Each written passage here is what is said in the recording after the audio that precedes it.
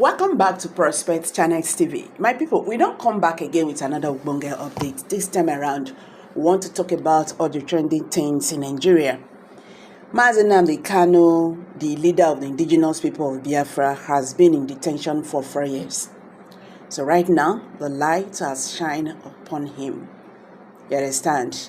As the UN, AU, ECOWAS urge to demand, release of Nnamdi Kanu. This is after 4 years of detention. Currently, Nnamdi Kanu is facing trial before Justice James Omotosho. You understand? He was in court yesterday. He's still in court today as the case is still ongoing.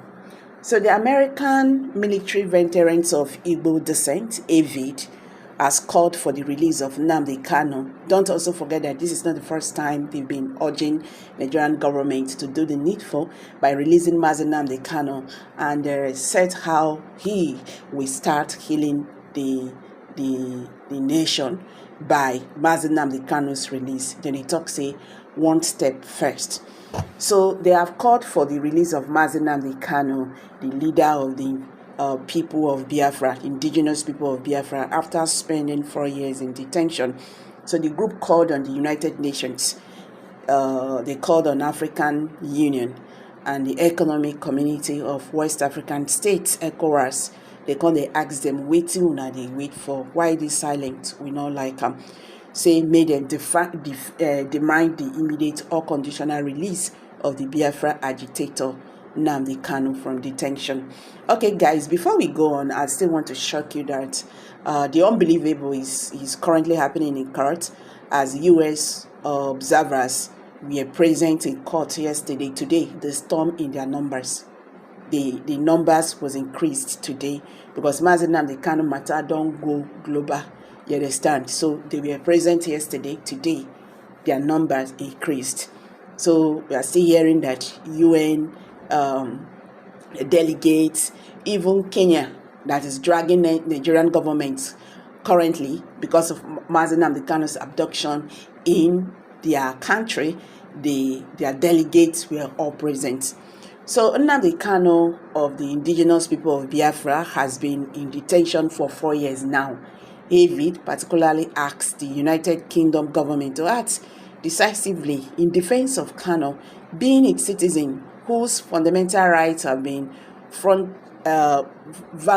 flagrantly violated. Please pardon me.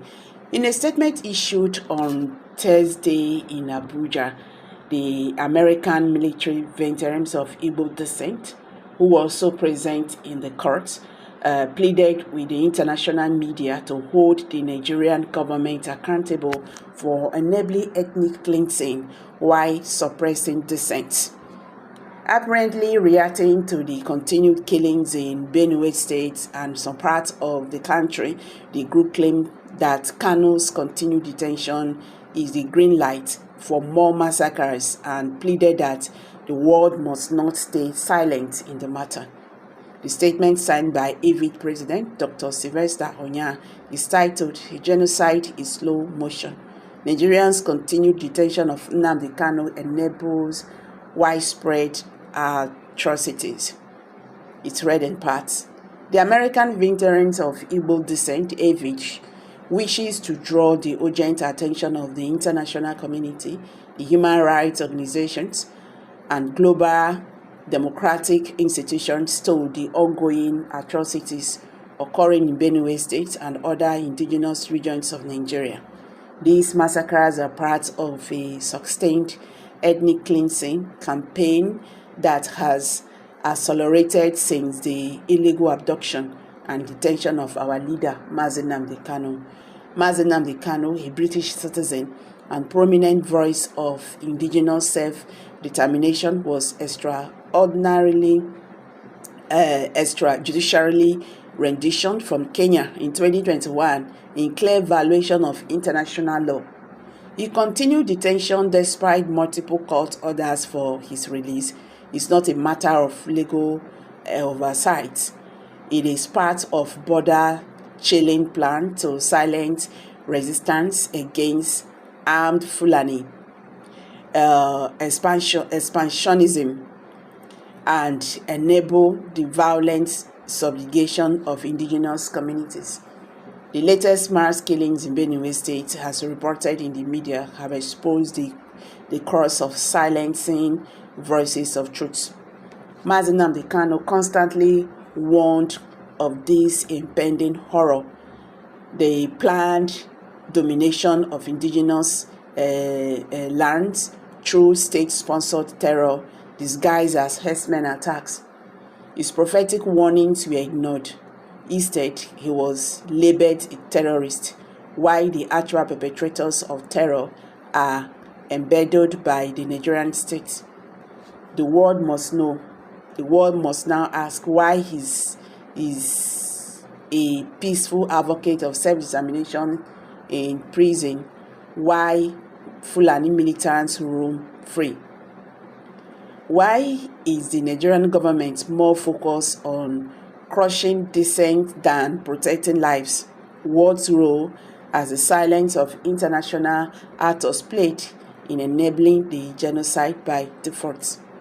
Nnamdi Kanu's continued detention is the green light for more massacres. The world must not stay silent. The truth is that even the British government, whatever you are calling, they will not want Biafra to come because they are afraid of Biafra. Yes, they know what Biafra will become once it comes. So you see, these people, they are scared. If not, we know who these people are. They can never stay silent. They can never stay silent when you talk of their own. No, it's not possible. So you see, don't think that they have a clean hand. But let's see how it goes. We are beginning to love what is happening in court.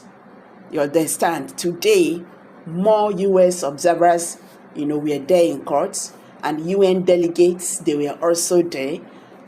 Kenya sent, its own delegates as well. So we are going to see how Nigerian government, like as I said, how they will play this game last.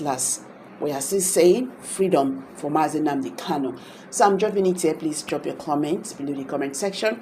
Don't forget to give us a thumbs up, share this video, make it go viral, so that Nigeria will understand, especially the Biafrans, we understand what is happening in this Nnamdi Kanu's trial. Thank you. See you in my next video. Bye for now.